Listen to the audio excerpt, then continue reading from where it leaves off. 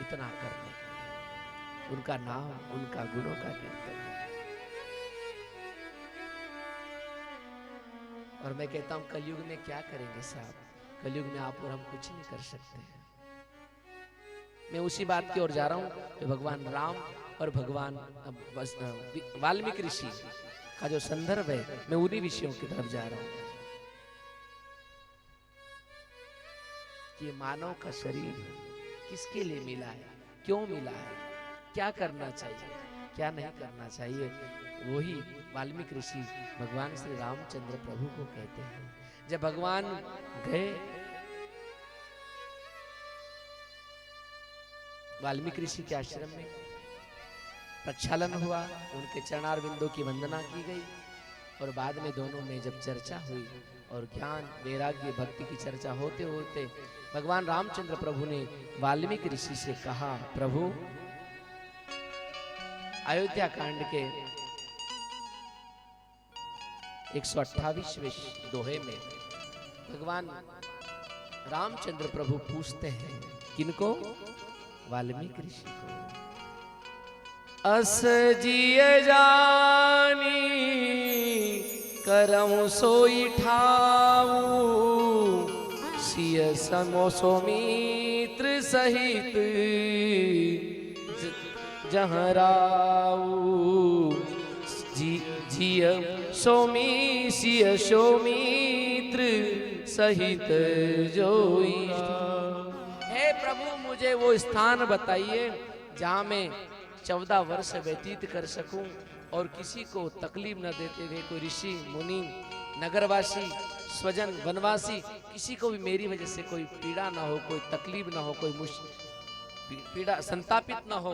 हे प्रभु मुझे ऐसा स्थान चिन्हित कीजिए जहाँ मैं रह सकूं लखनलाल के साथ, सीता जी के साथ और अपना पूरा जीवन 14 वर्ष व्यतीत कर सकूं।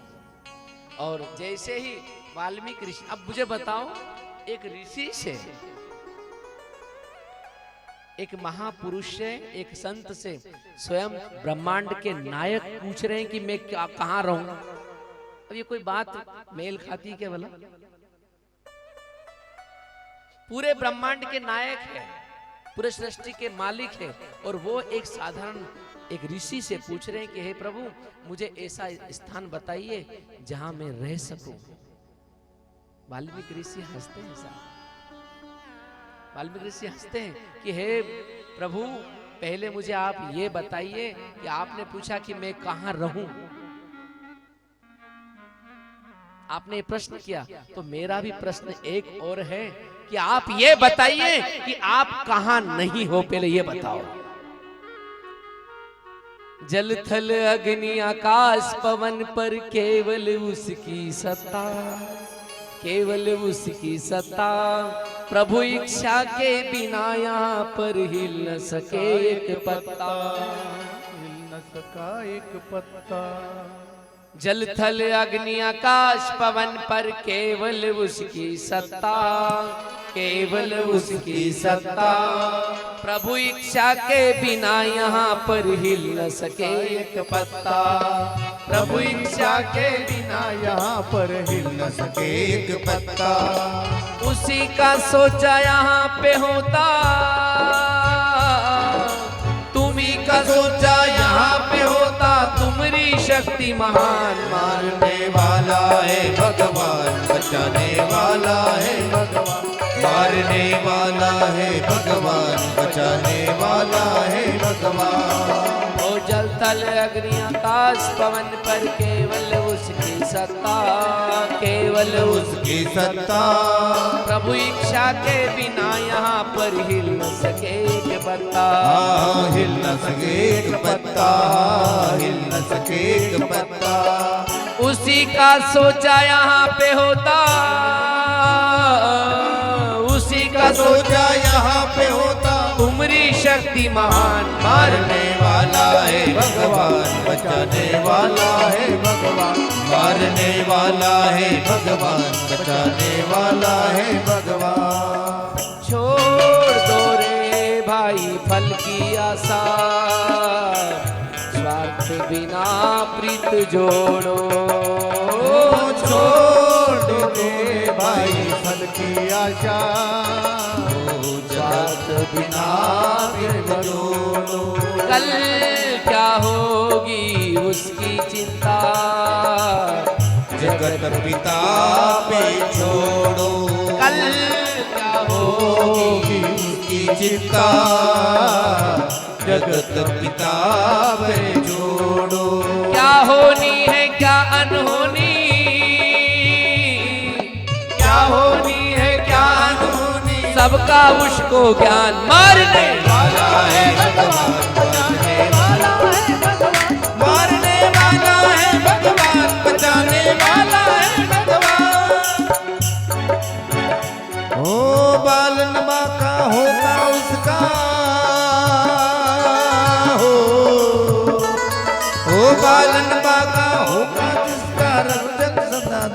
मारने वाला है भगवान, बचाने वाला है, मारने वाला है भगवान, बचाने वाला है भगवान।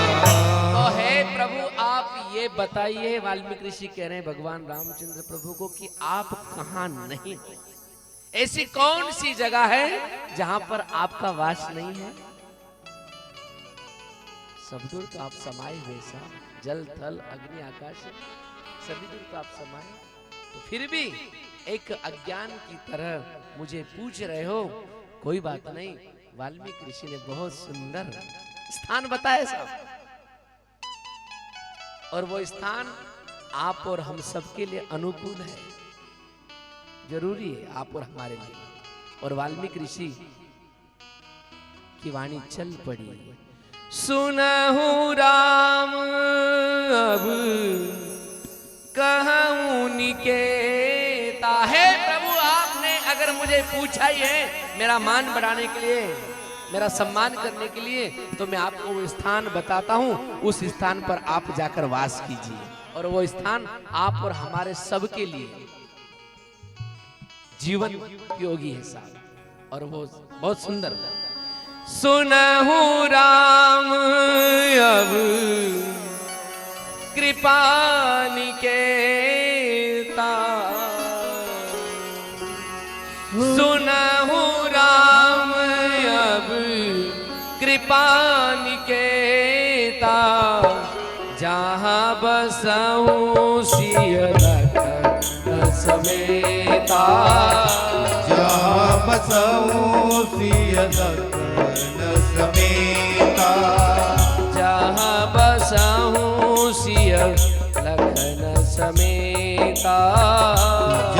श्री रामचरितमानस रामायण कुछ पया, सुनहु राम अब कृपा निकेता, सुनहु राम अब कृपा निकेता, जहाँ बसऊं सिय लखन समेता। आइए ताली बजा कर। और वाल्मीकि ऋषि कह पड़े साहब कि आप वहां पर निवास कीजिए जहां पर मैं बोल रहा हूं। कहां पर? ओ जिनके श्रवण समुद्र समाना, जिनके श्रवण समुद्र समाना, जिनके श्रवण समुद्र समाना, जिनके श्रवण समुद्र समाना, कथा तुम्हारी सुभग सरिनाना, कथा तुम्हारी सुभग सरिनाना, ओ कथा तुम्हारी सुभग सरिनाना, कथा तुम्हारी सुभग सरिनाना। और हे प्रभु आप वहां पर वास कीजिए। कहां पर? मैं अब आपको बता रहा हूं। आप उनके श्रवण में अर्थात कानों में जाकर वास कीजिए।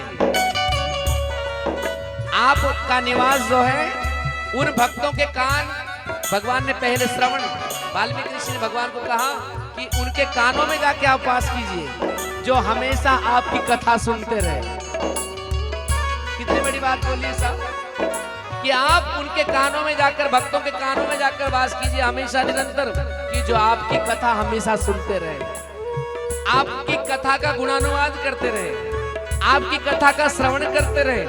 और ऐसे कैसे, जैसे एक समुद्र है और वो समुद्र में गंगा, जमुना, सरस्वती, सभी जितने भी नदियां हैं पूरे संसार की समाते जाती है, पर वो कभी भरता नहीं। ऐसे ही है प्रभु, जो आपके भक्त हैं, उन भक्तों के कान में आप जाकर वास कीजिए, और वो कान इतने महान, इतने समुद्र से बड़े हो जाए, इतने बड़े हो जाए कि आपकी कथा हमेशा सुनते रहे, उनको कभी तृप्ति ना हो साहब, हमेशा कथा सुनते रहे, आपका कथा का गुणानुवाद करते रहे। और आपको पता हो ना हो, पर आप लोग बोलते हो, आपको पता हो ना हो, आप लोग बोलते हो। जब आप गोधन पूजन करते हो ना साहब, मेरी माताएं, मेरी बहनें, छोटी छोटी बच्चियां, उस समय एक गोधन पूजन के समय एक शब्द आता है, छादलास कान्या।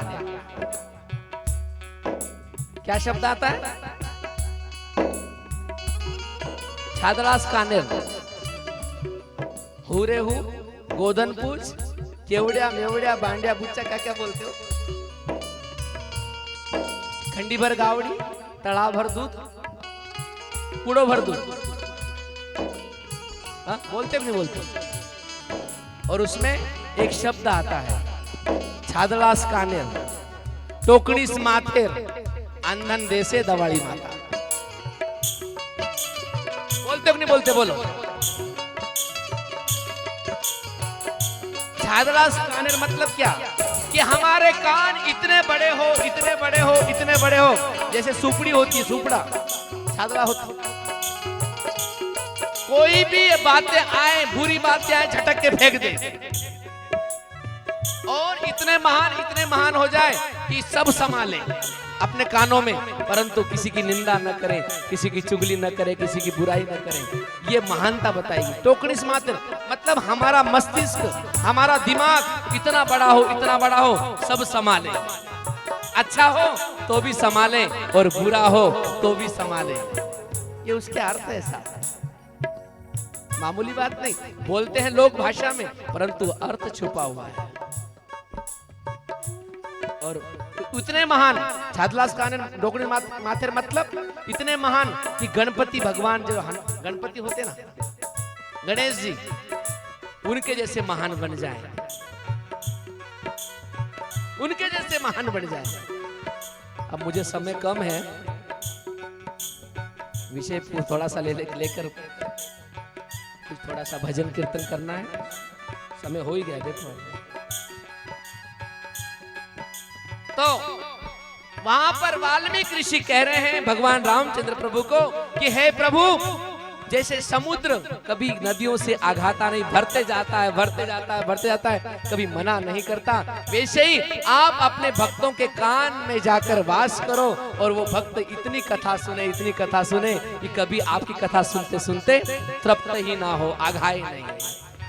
जिनके श्रवण समुद्र समाना, जिनके श्रवण समुद्र समाना, कथा तुम्हारी सुभग सरिनाना, कथा तुम्हारी सुभग सरिनाना, कथा तुम्हारी सुभग सरिनाना, कथा तुम्हारी सुभग सरिनाना, जिनके श्रवण समुद्र समाना, जिनके श्रवण समुद्र समाना, कथा तुम्हारी सुभग सरिनाना, कथा तुम्हारी सुभग सरिनाना। और कैसे?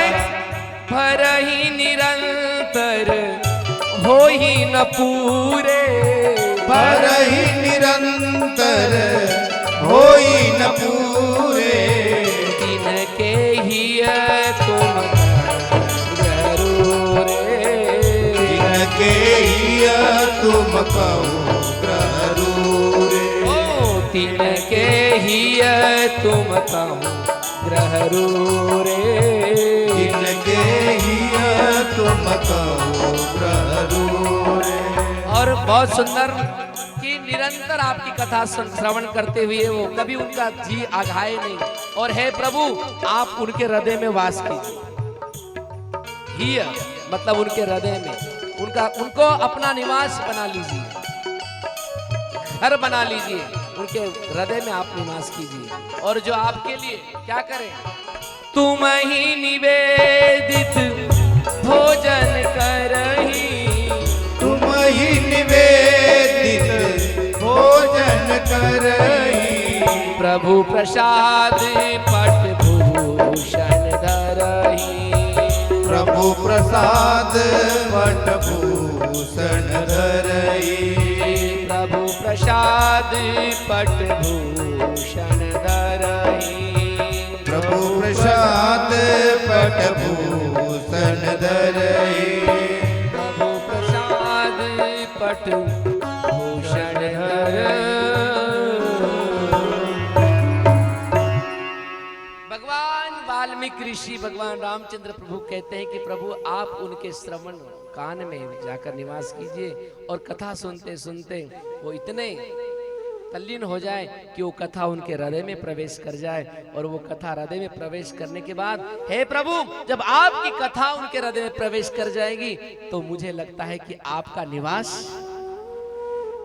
आप उनके हृदय में हो जाएगा। और उनके हृदय में ताली बजाना बजाना,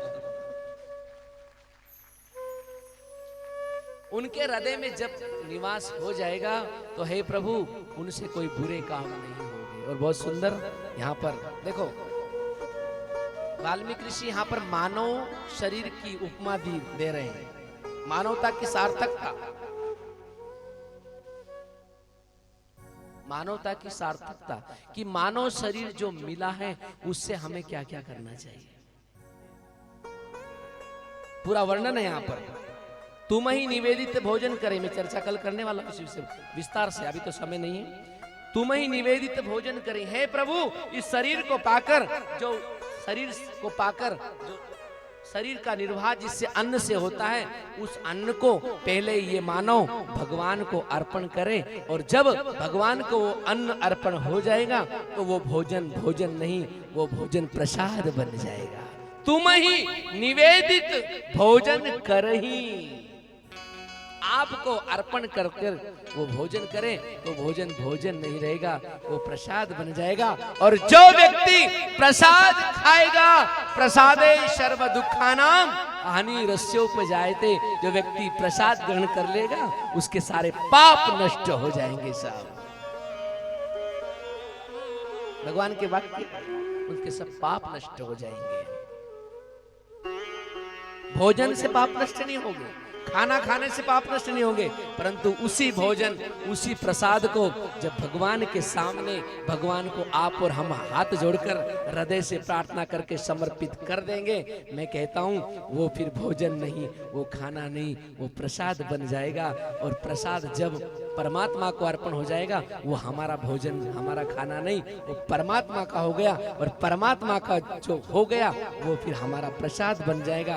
और हमने प्रसाद जब ग्रहण किया तो हमारी बुद्धि, हमारा मन, हमारा हृदय और हमारा सब कुछ परमात्मामय हो जाएगा। इसलिए तुम ही निवेदित भोजन करही।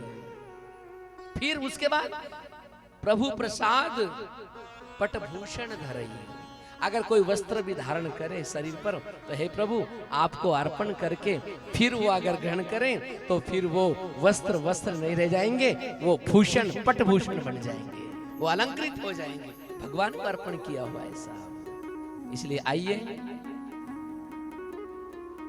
जीवन में ये जो मानव का चोला मिला है, ये मानव को चोले को कहीं यूं न व्यर्थ गंवा दे आप। और मनुष्य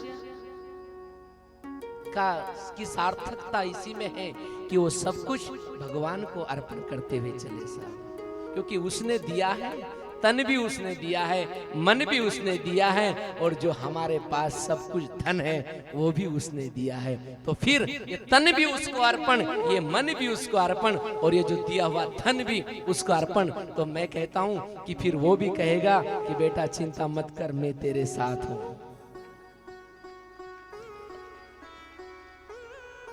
और ये संसार है ना साहब, ये सब दरिया है, दुख का मेला है, दुख का झमेला है। इसलिए इस संसार में आकर इस मानव के शरीर को आप और हम सार्थक कर ले। आइए, बहुत अच्छे एक कवि ने, मुझे अच्छा लगा, संसार है एक नदिया, फिर इस संसार में क्या है, सुख दुख दो किनारे, ना जाने कहाँ जाए हम बहते धारे। गाँव या रहने दो, गाँव या रहने दो।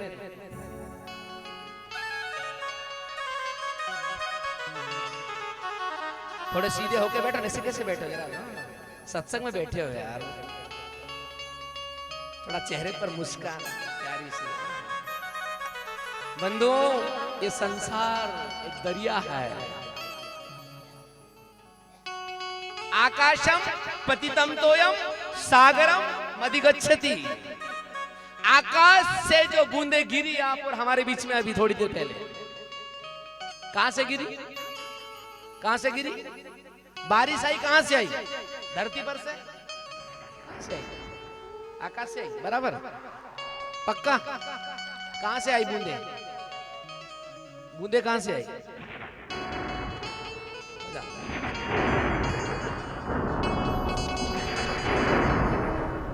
गरजा, फिर बरसा, बरस के धरती पर आया। आकाशम पतितम तोयम, आकाश से बूंदे गिरी और पतित होकर, अर्थात गिरना, पतित गिरना। कहां गिरी? धरा पर, पृथ्वी पर। और वो एक एक बूंदे आई, एक एक बूंदों का संयोग होकर कहां आई? पृथ्वी पर। उसके बाद पृथ्वी पर आकर छोटा स्वरूप लिया, बड़ा स्वरूप लिया, फिर बड़ा स्वरूप लिया, और फिर नाला बन, नाला बन के नदी बन, नदी बन के महानदी बनी, और महानदी बनकर समुद्र में समा गई। और फिर वापस क्या हुआ? वाष्पीकरण होकर वापस आकाश में गई। ये क्रम है, ये क्रम है। आकाशम पतितम तोयम सागरम मधिगच्छति। चक्र चालू है। ऐसे ही आप और हमारा जीवन का चक्र चल रहा है। ये संसार रूपी नदियां है। इस नदियां के दो छोर होते हैं, दो किनारे, एक सुख का किनारा है, एक दुख का किनारा है। चल दोनों रहे, नदी चल रही है, सुख भी चल रहा है, सुख रूपी किनारा भी साथ में और दुख रूपी किनारा भी साथ में, दोनों के साथ में नदी बह रही है। संसार है एक नदिया, सुख दुख दो किनारे, ना जाने कहाँ जाए फिर हम बहते धारे।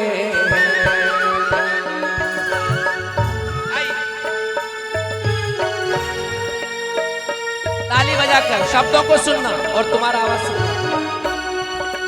आवाज कम रखो, आवाज कम रखो, सब शब्दों की तरफ ध्यान दो, बिल्कुल साइलेंट।